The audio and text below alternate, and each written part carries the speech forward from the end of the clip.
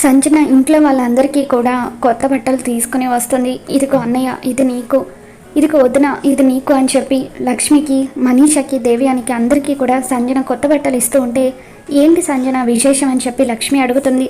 అప్పుడు సంజన, రేపు గుడిలో పూజ ఉంది వదిన, ఆ పూజకు మీరంతా ఈ కొత్త బట్టలు కట్టుకుని రావాలని చెప్పి సంజన అంటూ ఉంటుంది.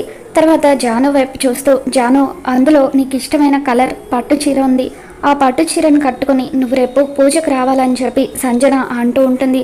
తర్వాత అరవింద వైపు చూస్తూ, పెద్దమ్మ, ఈ పూజకు నువ్వే పెద్దవి అని అంటూ ఉంటే, ఇక లక్ష్మి వైపు చూస్తూ సంజన, వదిన నీ చేతుల మీదగానే ఈ పూజ జరగాలని సంజన అంటూ ఉంటుంది. మనీష సంజన వైపు చూసి డౌట్ పడుతూ, నువ్వు చెబుతుందంతా వింటూ ఉంటే రేపు గుడిలో పూజ జరుగుతున్నట్టుగా అనిపించడం లేదు, ఏదో పెళ్లి జరుగుతున్నట్టుగా అనిపిస్తుంది అని అంటూ ఉంటుంది. దాంతో సంజన కంగారు పడుతూ ఉంటుంది. మరి ఈ వీడియో మీకు నచ్చినట్లయితే తప్పకుండా లైక్ చేయండి.